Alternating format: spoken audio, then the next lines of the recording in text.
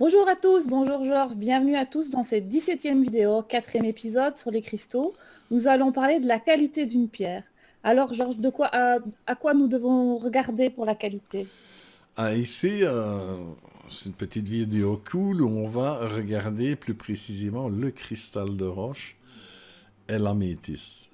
Des détails qui ont une certaine importance. Donc, on va parler pour commencer du cristal de roche.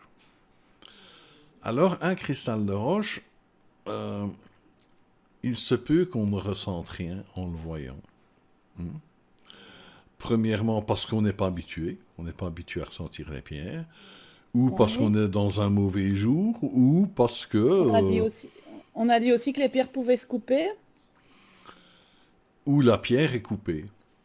Donc, c'est une bonne chose de pouvoir un petit peu reconnaître un cristal de roche d'après son aspect. Ouais. Et le problème, c'est que souvent, les cristaux de roche sont refacettés, repolis. On a effacé toutes les informations de surface. Et euh, les structures qui se trouvent sur la surface d'un cristal de roche sont en quelque sorte leur carte d'identité. Avec les années, on peut remarquer qu'un cristal avec telle sorte de structure dessus, eh bien, il a tel type d'énergie. Certains cristaux euh, communiquent ou nous inspirent des choses, communiquent, ça dépend du cas, et ils vont exprimer des choses différentes à des niveaux différents selon les... je vais dire, ça peut être reconnaissable, ça, sur la structure extérieure du cristal, sur les dessins, tout ce qu'on voit. Et donc, c'est pour ça qu'il faut éviter d'acheter un cristal refaceté, qui efface tout ça. Et quand ils sont biterminés, c'est forcément du faux? Euh, un biterminé qui est irrepoli, c'est à 99% de chance que ce soit un faux. C'est un cristal qu'on a refaceté et on a taillé une deuxième pointe à l'arrière. Non, si on veut être sûr d'avoir un cristal biterminé, un vrai, il faut qu'il soit brut. Et comment tu vois qu'il a été retaillé? Alors, c'est assez facile. Un cristal n'est jamais parfaitement lisse. Il a toujours des ondes, même si c'est un cristal assez exceptionnellement lisse, naturellement, quand on regarde, il y a toujours des ondulations, Vague un peu.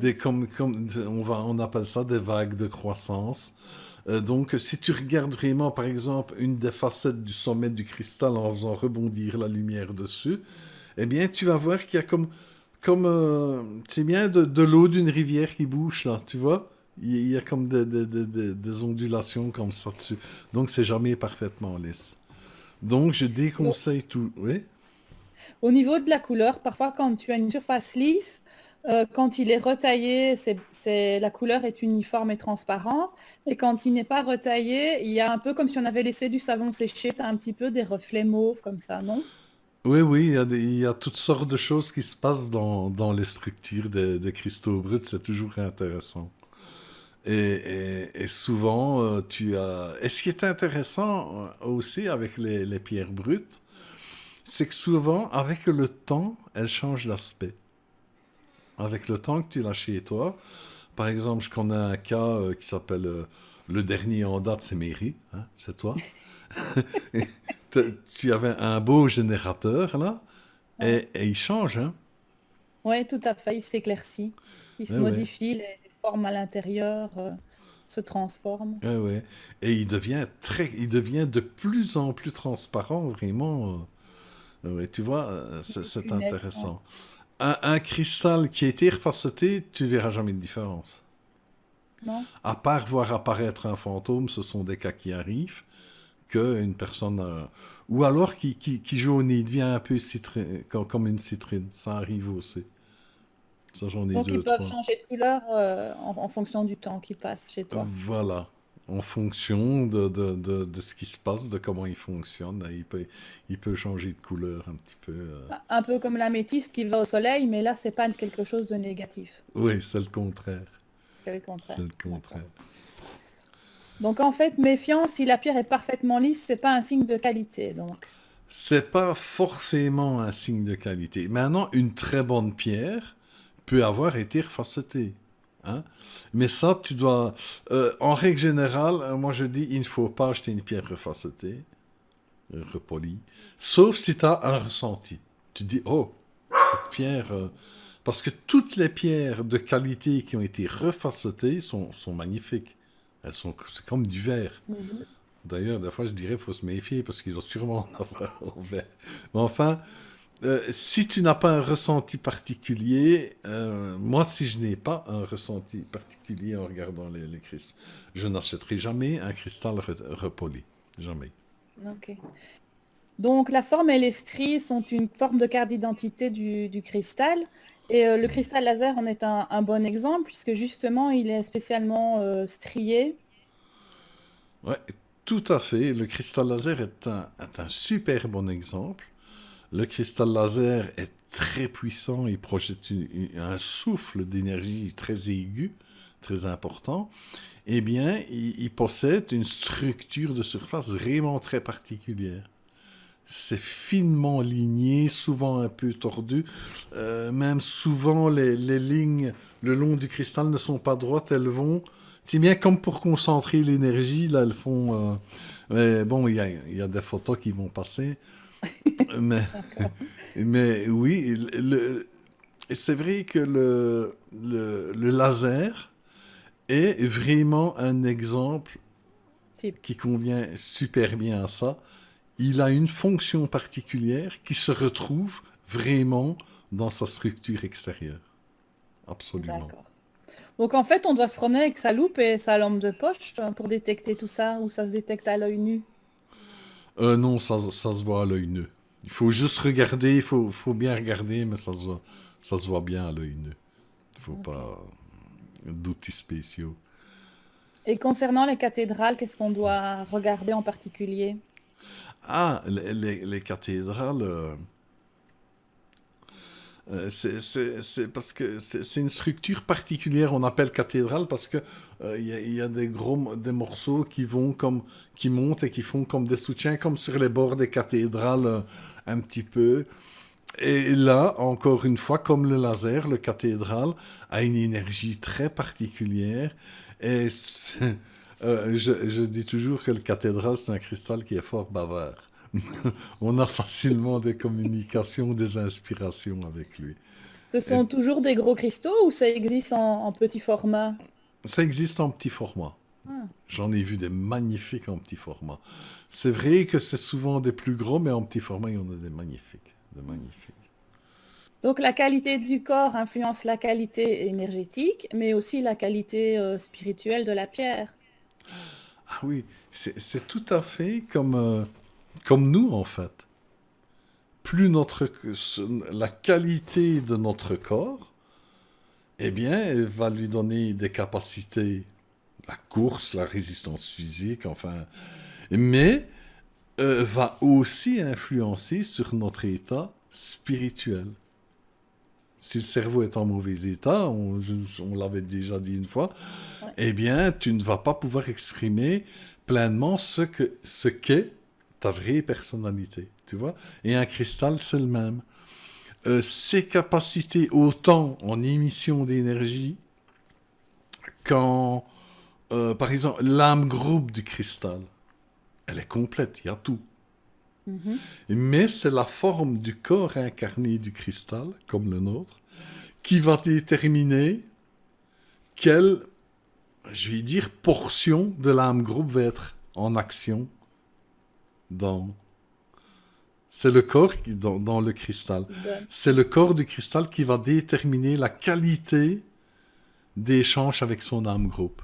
Un peu comme nous. Ouais. Donc, donc tu vois, la forme et les marques sur les cristaux sont très Très importantes. importante.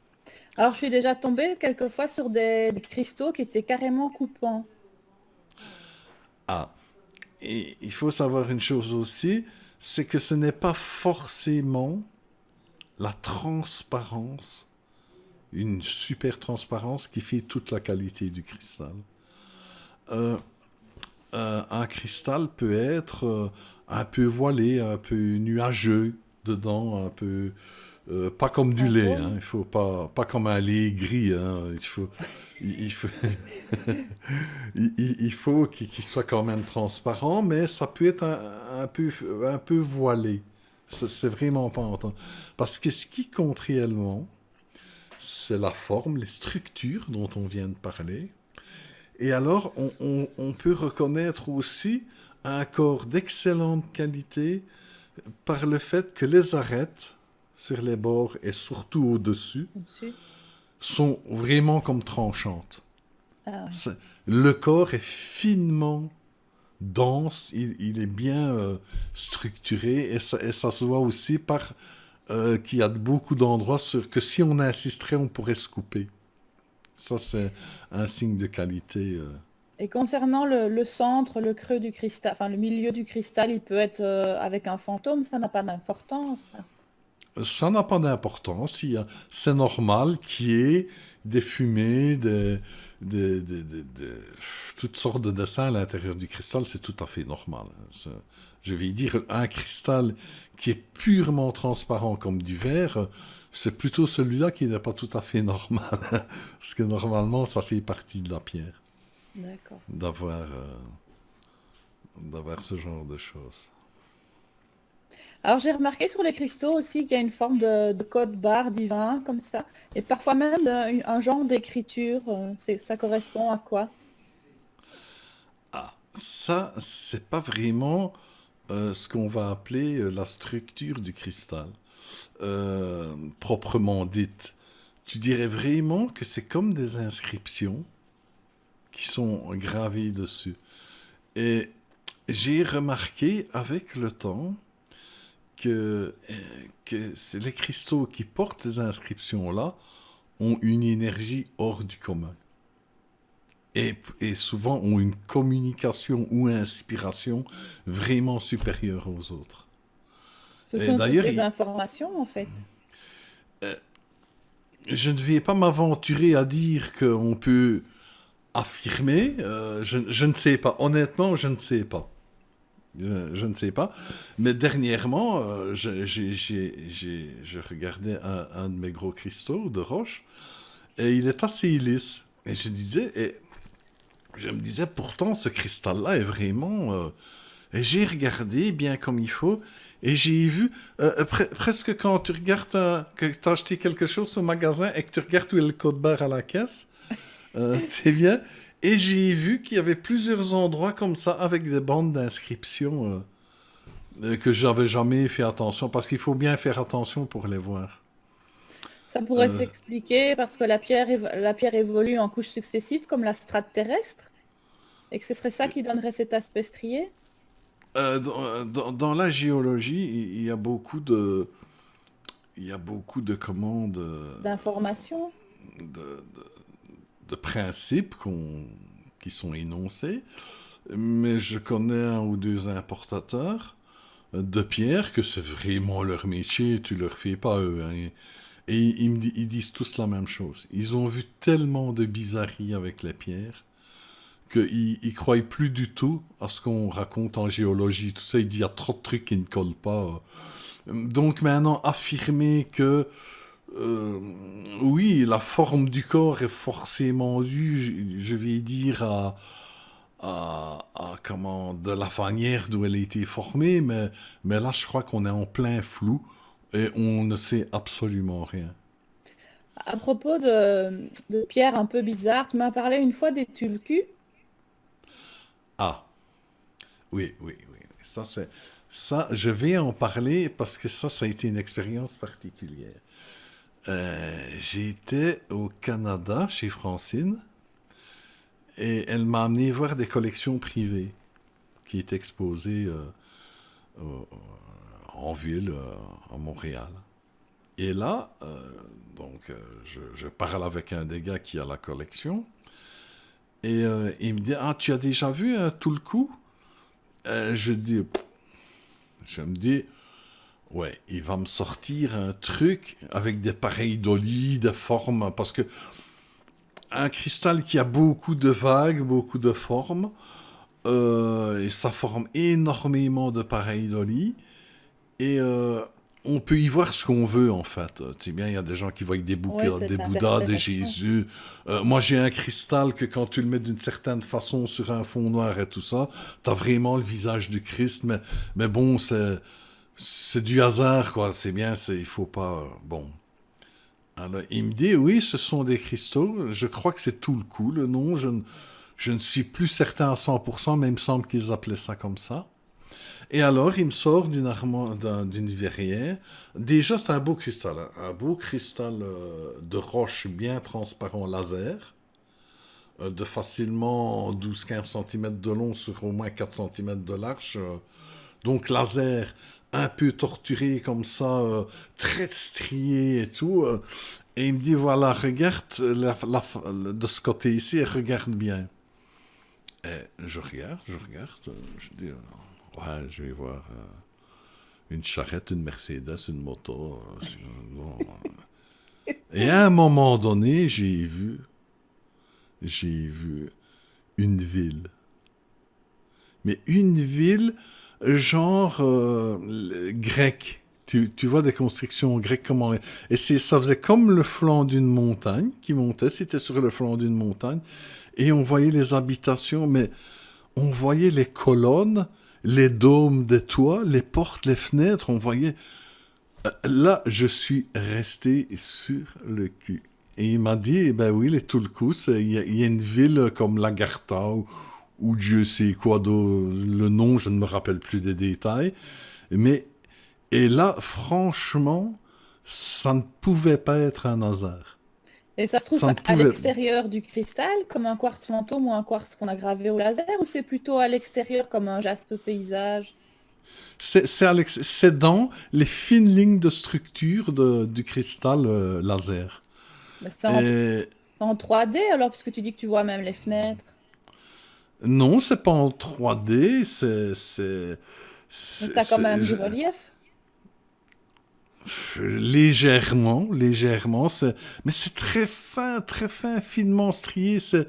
Enfin, je voulais en parler pour dire, pour souligner que ça existe, parce que c'est le seul que j'ai vu de ma vie et j'en ai jamais entendu parler ailleurs, plus jamais. D'ailleurs, il n'y a pas si longtemps que ça, on avait regardé sur Internet, on n'a rien trouvé. Donc, ça doit être extrêmement rare et cher. C'est sûrement des collectionneurs fortunés, je ne sais pas. Et c'est le seul que j'ai vu de ma vie. Et ça ne pouvait pas être une pareidolie. Une précision comme ça ne pouvait pas être du hasard. Et pourtant, c'était pas gravé au laser ni quoi que ce soit. C'était vraiment dans la structure naturelle. Ouais. D'ailleurs, il faut vraiment le bon angle, la bonne... pour pouvoir le voir. Si tu le bouges d'un demi-millimètre, tu ne vois plus rien. Ouais. Ouais. Et donc, c'est aussi pour souligner le fait qu'il y a des inscriptions sur les cristaux de roche que vraiment c'est inexplicable. Mhm. Mais il y a quelque chose derrière ça, mais quoi? Ça, je ne sais pas. Mais tout ce qu'on peut dire, c'est que les cristaux qui possèdent, pas forcément comme l'Otulku que j'ai vu, qui a une ville entière, mais ceux qui possèdent des inscriptions étranges dessus, bien, c'est pas venu par hasard, il y a des capacités particulières, D'accord. je pense. Voilà. Alors, pour Ça, reparler un petit peu de l'améthyste, hormis la couleur, à quoi doit-on regarder pour trouver une belle améthyste de qualité? une améthyste de qualité. Il faut savoir une chose, c'est que le cristal de roche, c'est la structure du corps, un peu la transparence, c'est la qualité du corps de la pierre. L'améthyste, ça va être pareil. Nous aurons la qualité du corps, mais nous aurons aussi la couleur. Ouais. Alors, comme on vient de le dire, ce qui fait que l'âme groupe que l'esprit de la pierre va pouvoir agir plus ou moins fort, avec meilleure ou moins bonne qualité dans ce monde, c'est à cause de la qualité du corps qui va le permettre. Alors, la qualité du corps de l'améthyste, sans parler de la couleur, donc juste le corps, le cristal. D'ailleurs, on peut voir parfois des cristaux d'améthyste qui ne sont pas très colorés, mais qui sont très transparents, très tranchants. Tu vois, des structures bien nettes, magnifiques.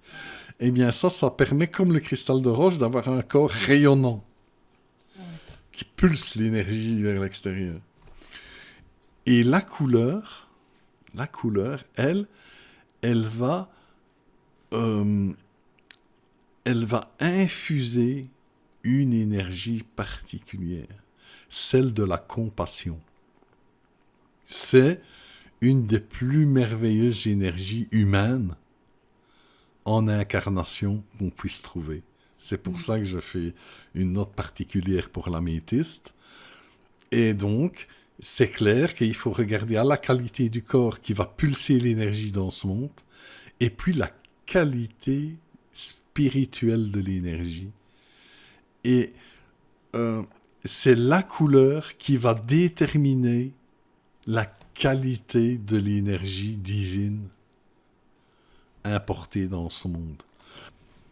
Et donc, quand tu as une améthyste décolorée, un petit peu comme une genre couleur lavande, tu perds en qualité alors. Ah, c'est pas la même énergie. Le violet spirituel de la compassion, de l'amour, Comme l'Uruguay. comme le ruguet par exemple, eh bien, ça correspond à une couleur. Donc, si toi, tu achètes une améthyste qui est décolorée, c'est une améthyste, mais ça n'a rien à voir avec une qui a une couleur différente. C'est pas parce qu'il est marqué améthyste dessus qu'elle a l'énergie qu'on attend de l'améthyste. Elle aura l'énergie qui correspond à la qualité de son corps et à la qualité de sa couleur. À la Tu vois? fréquence de sa couleur en fait. Exactement. La couleur est le portail par lequel cette énergie bien définie va passer. Et si c'est pas la bonne couleur, eh ben, l'énergie vraiment de la compassion-là n'est pas concernée. Ou ce serait une énergie semblable, mais fort atténuée. Tu vois? Donc C'est c'est très atténué, important. c'est pas différent. C'est atténué, ben, ça dépend de la couleur. Selon la couleur, ça peut être assez différent. Il y a des améthystes qui sont très, très mauves, très foncés. Et il y a ceux qui sont plus rougeâtres, qui sont plus dans les rouges, et il y en a qui sont plus dans les bleus. C'est des énergies un peu différentes. La couleur ne dépend pas aussi de l'éclairage que tu lui apportes. Oui, ça peut varier peut-être selon l'éclairage, mais bon, quand tu regardes la couleur d'une pierre, c'est en lumière naturelle, quoi. Ça, là, tu vois vraiment la lumière. Euh, Et alors quand tu as à faire un fragment ou une vraie enfin une demi-géode, est-ce que l'énergie est la même? Ou est-ce qu'elle est amoindrie quand elle est en fragment? non. Le corps, c'est le corps. La couleur, c'est la couleur. Qu'il y en ait énormément ou un fragment, pour moi, personnellement, pour moi, ça ne change pas grand-chose. Bien que c'est plus beau une géode, c'est quand même avoir une belle géode, c'est quelque chose de magnifique. Mais moi, personnellement, je préfère les fragments. Parce que tu te promènes pas. Une géode, c'est pas facile à manipuler. Non, Tandis que c'est tu as sûr. t'as un beau fragment d'améthyste, t'as plus facile pour le prendre, le toucher, le ressentir. Une géode, c'est un petit peu moins pratique, on va dire. Mais un beau fragment n'est pas moins bon qu'une grosse géode. Hmm. Tout réside dans la qualité du corps, dans la qualité de la couleur. Est-ce que l'énergie est aussi différente si elle vient de l'Uruguay ou d'un autre pays? Par exemple, l'Uruguay, elle a des tout petits cristaux comparés à d'autres origines. Donc l'énergie est différente, donc le soin qu'elle t'apporte est différent aussi. Oui. Par exemple, la, l'améthyste classique, c'est-à-dire elle a des gros cristaux d'un beau violet, mais souvent assez clair et tirant un peu au bleuté. Hein. Tu Mhm. vois elle a une très belle énergie, elle est très bien. Mais l'Uruguay, moi je compare un peu l'Uruguay à la grosse améthyste, mais qui a été comprimée. Tous les cristaux sont plus petits, les jaunes sont plus petites, tu vois, tout est plus petit, mais c'est comme si aussi la couleur avait été concentrée. Il y a des cristaux d'améthyste en Uruguay, on dit toujours, je sais pas, ça doit venir que d'Uruguay. Ces petits cristaux, il y en a qui ont des couleurs. Tu ressens l'énergie qui te vient du dessus, qui te coule et dans la gorge jusqu'au cœur, comme un velours liquide qui vient, qui te remplit le nez. Une énergie tout à fait extraordinaire. Ça, c'est... Mais bon, elles sont pas données, on n'en trouve pas facilement. Non, c'est Sauf, vrai. sauf à Sainte-Marie-aux-Mines, ça on Oui, en voit, mais on n'en évidemment. trouve pas souvent. Ouais. Alors parfois dans les fragments, il y en a certains qui sont polis. Ça modifie aussi sa qualité? Eh ben, l'améthyste, non. Non. Mais Non, d'autres parce pierres, que oui. d'autres pierres, comme le cristal de roche, ça joue. Et il ne faut pas oublier que une forme, génère une onde de forme, mais qui est complémentaire, vu qu'elle est générée, cette onde de cette forme est générée par un être vivant et des conditions naturelles. Donc tout vient des nombres d'or, de la structure divine, et donc la forme du corps n'est pas un hasard, elle correspond à quelque chose. Qui cette même forme émet une onde de forme, mais qui s'ajoute au cœur de ce qu'il a généré, de ce qu'il a créé. Donc c'est vrai que, comme tu dis, oui, la forme joue et on perd quelque chose. Oh, faut que tu micro. Et on perd quelque et on perd quelque chose à effacer les ondes de forme. À la polie. Euh, Ouais. mais cependant, ça c'est particulièrement vrai pour le cristal de roche. Mais dans le cas d'une améthyste, où sa plus grande qualité vient de sa couleur, qui, qui a l'énergie de la compassion, c'est l'améthyste a ça de merveilleux, que c'est une pierre, comme je dis, elle est entre l'ombre et la lumière. C'est-à-dire, c'est la partie de la lumière qui est tournée vers l'ombre, mais qui est tournée vers l'ombre avec compassion.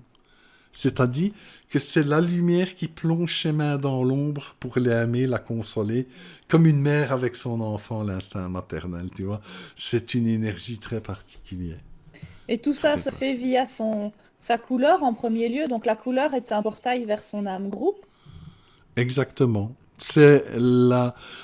parce que entre les deux mondes, pour que quelque chose soit présent et puisse agir, et dans les lois du libre arbitre, dans notre monde, il faut qu'il soit appelé par un corps physique. Et un corps physique est un portail pour un appel pour les énergies divines venir s'exprimer dans ce monde. Et la couleur est en elle-même un portail. Tu vois? Donc, oui, la forme est importante, mais pour l'améthyste, je dirais que bon, tu vas acheter une améthyste qu'on a polie en boule, du moment qu'elle a une belle teinte, qu'elle a une belle transparence, parce qu'il y a aussi la transparence qui joue, qui dénonce la qualité du corps rayonnant. Et dans les sphères, parfois elles sont striées de blanc. C'est parce qu'il y a du quartz qui est inclus dedans. Une chose qu'il faut regarder aussi pour la qualité d'une améthyste, c'est souvent que donc tu as le corps, en fait, le corps d'une améthyste, un bon corps, sans la couleur, est un peu comme un cristal de roche. Il est transparent. D'ailleurs, on peut remarquer que c'est quelque chose qu'il faut faire attention, d'ailleurs, à l'achat d'une améthyste, c'est que souvent, c'est que la couleur doit aller le plus loin possible dans le transparent. Dans la Qu'il y ait le racine? moins de dans la racine, il faut qu'il y ait le moins de transparent possible. Tu vois? Ça joue beaucoup aussi dans la qualité d'une améthyste. Qu'il n'y ait pas qu'un peu la surface qui soit colorée et que ce soit tout transparent dedans. Et quand tu dis les sphères que tu vois polies et tout ça, ce sont des endroits du corps de l'améthyste, mais qui ne sont pas teintés. Ouais. Non. Mais bon, la perfection n'existe pas non plus. Hein. Il faut pas... Disons, on fait toujours au possible. Donc on a parlé de l'importance de la couleur de l'améthyste, mais qu'en est-il alors des améthystes qu'on a chauffés pour ressembler à une citrine?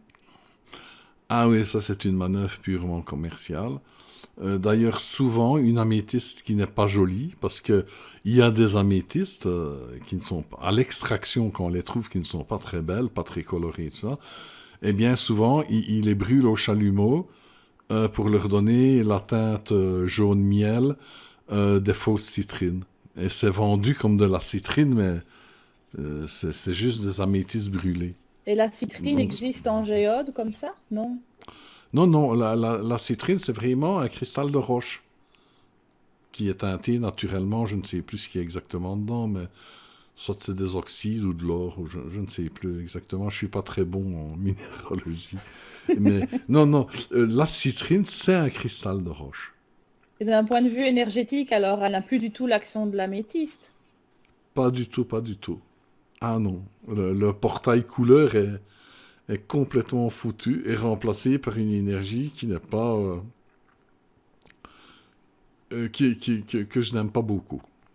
Que je n'aime pas. C'est une énergie assez curieuse.